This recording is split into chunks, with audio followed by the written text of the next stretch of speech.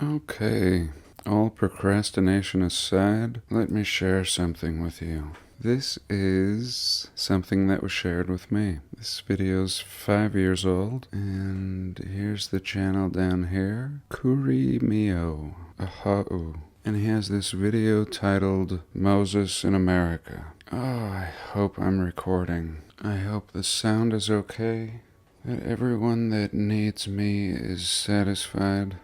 And here we go. He starts off with this sign of Utah. Welcome. I mean, that's what it says. But welcome to you. Thanks for being here, and God bless. So here we are, Utah. And as this channel is hypothesizing, Yehuda, Judah, or in current times, Utah. So he starts off with this verse, I think from Deuteronomy 34. And it's really fascinating. We'll read it and then we'll go see as he shows us. Then Moses went up from the plains of Moab to Mount Nebo. Of course, Utah has Moab, one of the most beautiful places in Utah. It's on the license plate, one of the arches. To the top of Pisgah, which is across from Jericho. So he went from Moab to Mount Nebo to the top of Pisgah and across from Jericho. And the Lord showed him all the land of Gilead as far as Dan, all Naphtali, and the land of Ephraim and Manasseh, all the land of Judah as far as the western sea. So we haven't looked into everything, but we could imagine Utah to the western sea. And if California was an island, this distance would be even shorter. The south and the plain of the valley of Jericho, the city of palm trees, as far as Zoar. Then the Lord said to him, This is the land which I swore to give to Abraham, Isaac, and Jacob, saying, I will give it to your descendants. I have caused you to see it with your eyes, but you shall not cross over there. And ultimately Moses dies in Moab. Really interesting. I just made a video on mysterious bones found in Moab that were just swept under the rug. Maybe that was Moses. We'll never know. Or will we? And they buried him in Moab opposite Beth Peor, but no one knows the grave to this day. I mean, we should be very careful when digging in Moab, any Moab. But I digress. So here he's showing us Wiki's version of the tribe of Judah. According to the Hebrew Bible, the tribe of Judah was one of the 12 tribes of Israel. So one of 12. The tribes scattered, of course, and would it be so unreasonable to conceive that people of old were moving all throughout this realm? I don't think so. When we see the ruins, it's very clear to us that people were doing so for great amounts of time. And only in the last 200 years did we lose the ability to move freely, but also forget that we had the ability to in the past. And it would take us a couple hundred years to rehash everything. He points out here that there was no J, so Judah already sounding more like Utah or Yuda. We have many Ute Indians. In fact, I live on the Ute Res, one of them. So the first thing he does is take us to the plains of Moab. And today it's Moab, a nice little touristy town. I love Moab. It's a little busy now. It seems to have gotten popular. But again, the whole place looks like the remains of a biblical city, mega city, that was just completely cooked and ravaged. But not the point of this video today. Here again, we see the plains of Moab. Very interesting. Over here to the right, Castle Valley. To the north, Arches National Park. To the east, the beautiful LaSalle Mountains. Just gorgeous forest and 13,000-foot peaks. Just a perfect area. Best of all worlds. And next this passage says he went up to Mount Nebo. So he now takes us to Mount Nebo. And he's just reaching. I mean, he just punches in this stuff after reading it in the biblical passages, not knowing if there's going to even be a Mount Nebo. And sure enough, there is, down here by Provo. And Provo just south of Salt Lake City, an hour in a car. And here, really, Moab to Mount Nebo is going to be like 5 hours. Oh, here they tell us. I'm not sure. And is Moses walking? Or does he have some other means? Maybe a magic carpet. And we can't dismiss anything with Moses. After all, he's talking to burning bushes, parting seas, turning rods into serpents, or vice versa. So anyway, he goes from Moab, more or less, to Salt Lake City, to the edge of the now wasteland XC. And I think if California was an island like we see on the old maps, this may have been extensions of the edge of the sea, with little islands popping up, being mountain ranges now. But up here we move into a high plateau. This would have been the edge. And so here he was brought to this Mount Nebo to view the vastness that the Lord had promised him, or his ancestors, or his sons, or something. Let's see. So it says 200 miles here. He traveled 200 miles from Moab to Mount Nebo, to the top of Pisgah.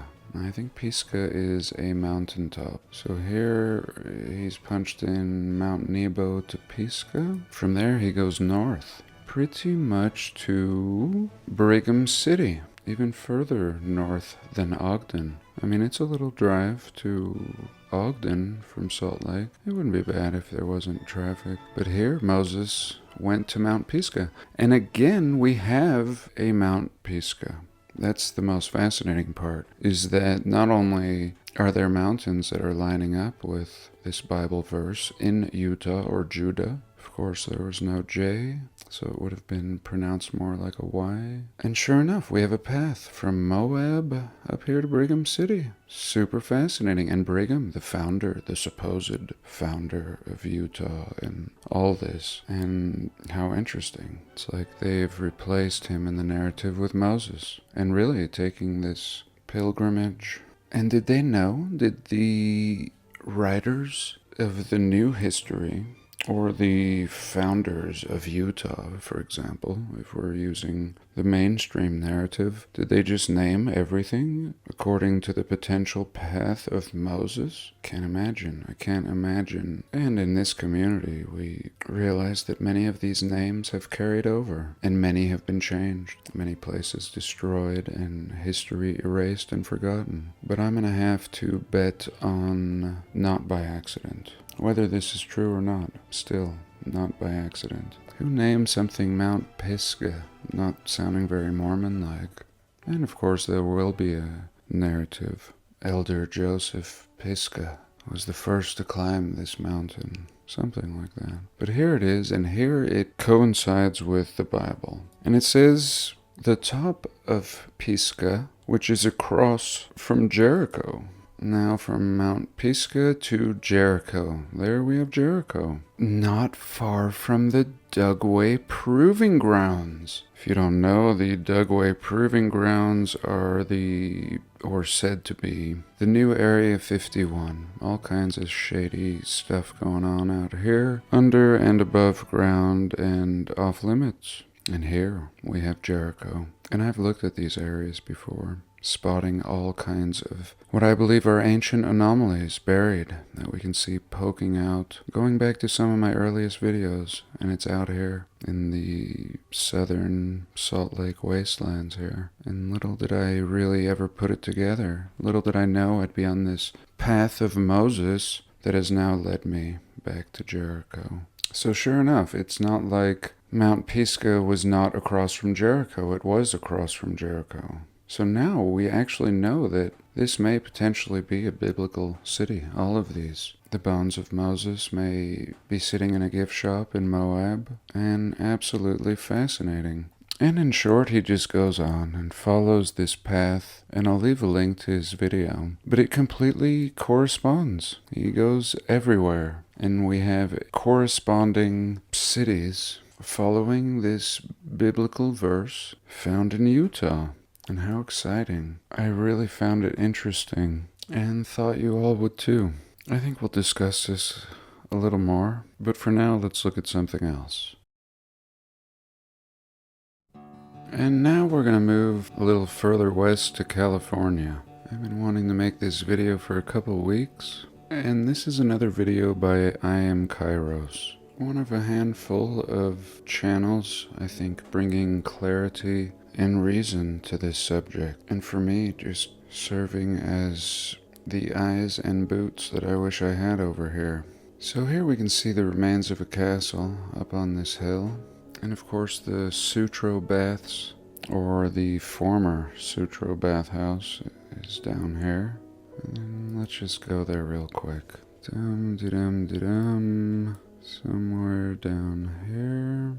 And here we go. The Sutro Baths, or ex-Sutro Baths. And just the ruins left behind are monumental. They've completely erased this wonder. I'm surprised they didn't just put a golf course on top of it, and I'm sure they would have if they could have. And over here, across the street, we see this spot that we're going to be looking at. And there's other ruins up here. Here's the old castle wall and a park course. If not a golf course, a park. But anyway, while they spent millions covering things up here, they didn't seem to do much with this little section. And I hesitate to share this because, well, we know why. But I do so because it will serve as an example to discover more off the beaten trail sites presenting excellent evidence like this. Let's just throw ourselves down here and see what happens. Here we are, and here we go. So what is this? One would say natural, all kinds of little terraced levels. And that's what we could actually see from the aerial view. All kinds of nice, structured, terraced levels flowing. And I have seen where they facade over the landscaping with a cement, even in modern times, to keep rocks from sliding. I have seen them completely cover things up, and I think that may be what we're seeing here, but yet so much poking through. But again, you can't do this with entire mountains. Eventually it has to give, and it does. So he continues on this way, and we can already see some point of interest here, looking more like a rock wall, looking more like probably what all of this look like. Again, the resources dwindle, and eventually they leave it alone. And here we go. This is what all of this look like. And what I Am Kairos titled his video is a brick avalanche or something, and that is exactly what this is. A flowing brick charred avalanche. And again, all of it would have been this. And they had a really easy time plastering their, what they would tell us is rock proofing for the safety of automotive travelers. And even over here where the cliff house used to be, just the level they left looks like an old worlder, but it was much more beautiful in old photos. Here we see a little opening, and again it's all natural from here on. And let's have a little look at what we could never do, even with this Google Earth tool. Up here we see two openings, two doorways. This probably looked Petra-esque at one point. Here we see an opening that they've cemented over. And so this is more of a cover-up. And the very thing I would love to do is take a hammer to some of this, and that is exactly what I Am Kairos is going to do. And when he does, he will reveal red brick under all of this. I mean, you can already see it, but if there was any doubt, we have some excellent boots on the ground to cast away our doubts. It shows exactly what all of this yonder, the entire hillside in California, under the sleeping noses of these people, castles of brick in ruins, not even having a name, just the side of the highway. Highway 1. So at first he zooms up here, and we see preservation, seeming pointless now. Building's gone, but we see this massive wall. Look at this little man. I mean, again, we could be anywhere. Anywhere. Most people just take such things for granted. Look at these terraced levels of wall. And now he's panning over to the 1,000-foot cliff face here that we were just looking at. So here he is, and these are some of the first things we see. Here again, the possible covering up. We see brick lines underneath it right here. That is a brick line pattern. Boom. Anyway, this is nothing. We move on. We see a lot of lime just flowing out of this.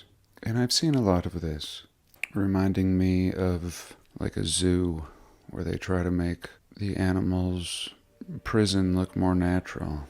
And here we can see the edge, where the resources ran out and they stopped facading, and we see flowing brick. And what is it doing here? Covering the side of a 1,000-foot mountain. Well, we know, but what would they say? There's not even a name for this. Anyway, if anyone has doubts, we'll just keep moving on. Your doubts shall disappear. So here we go, a great example. We see the block fusing into blobs, and then over here on the left, we see perfect brick. And it's a great showcase for showing the brick fusing into what people would call natural rock. So we really see this transition. Here we go. Red bricks and transitioning into what seems like stone, but it's clearly not stone. It's all brick.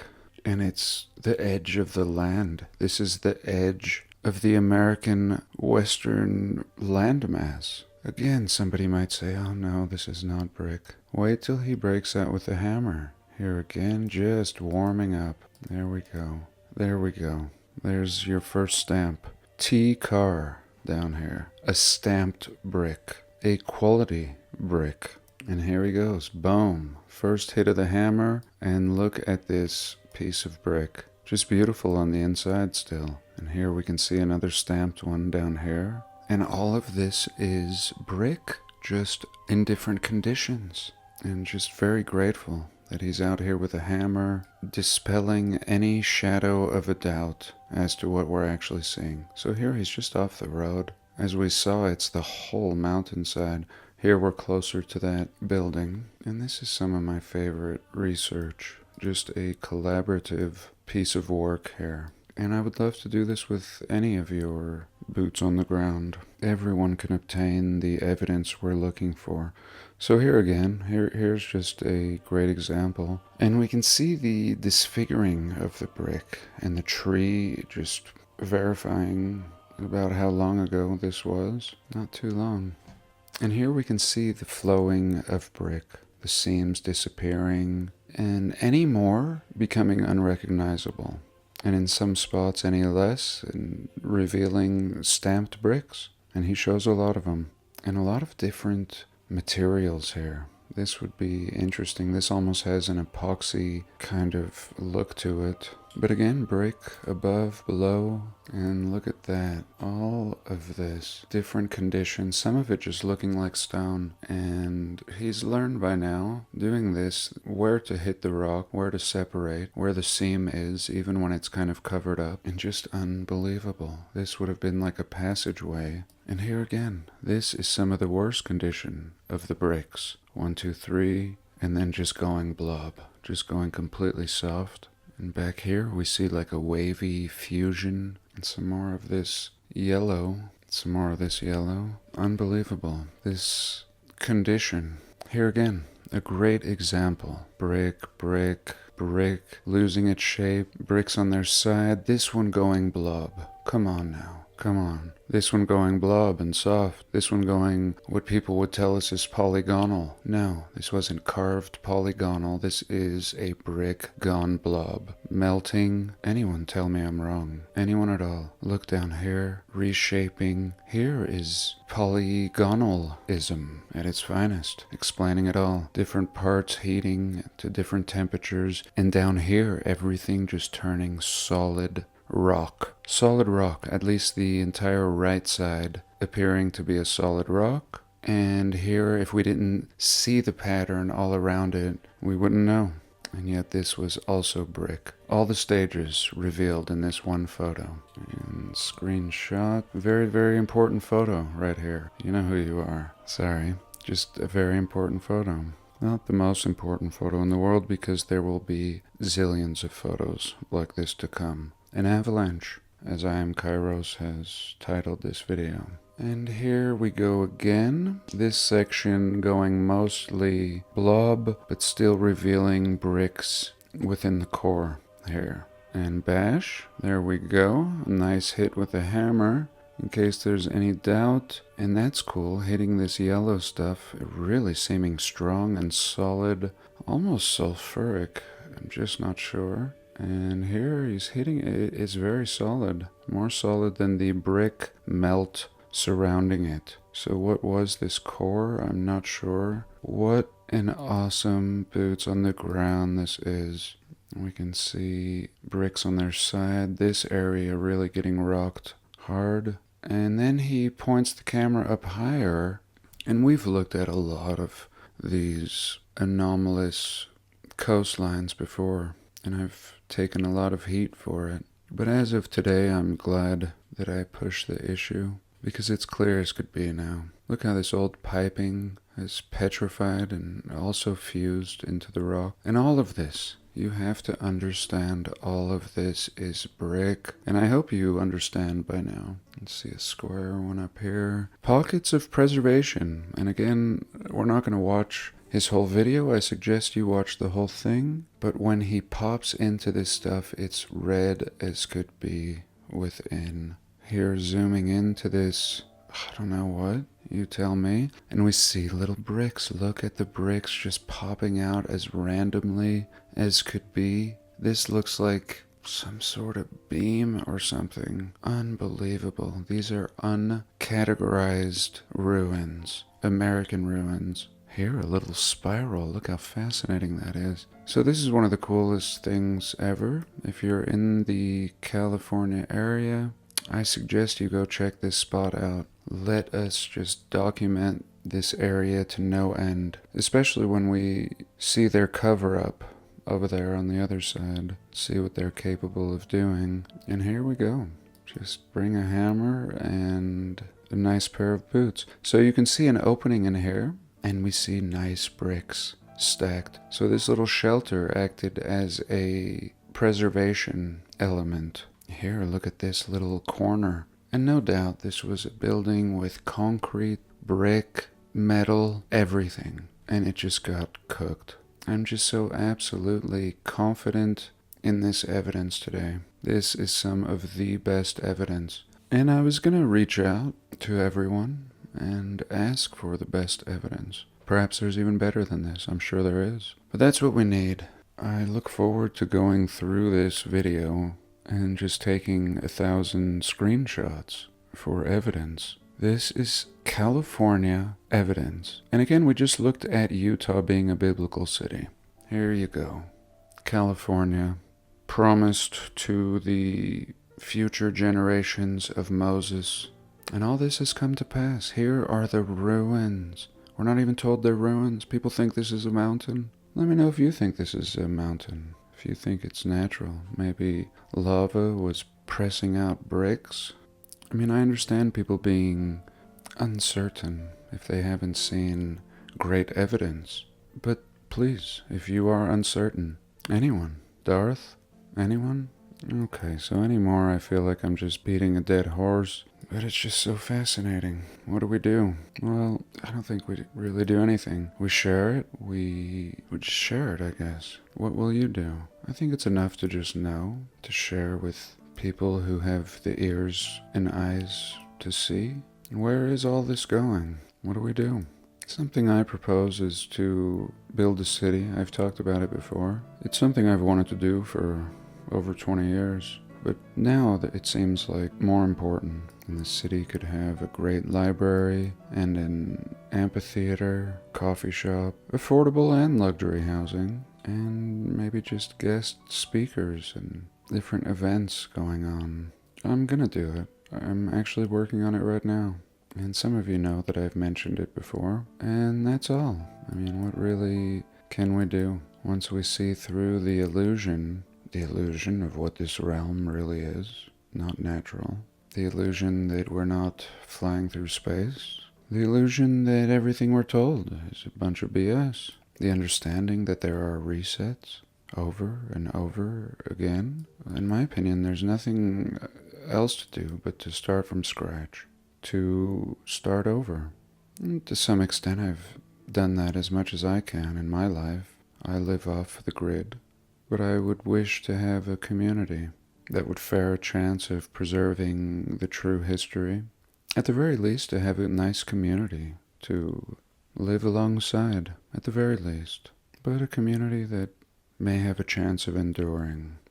So I think that's a perfect place to leave it. I'll see how I'm doing on time. Maybe I'll jump back in this subject or another one completely. Thanks for being here today. I love you all. God bless, and I'll see you soon.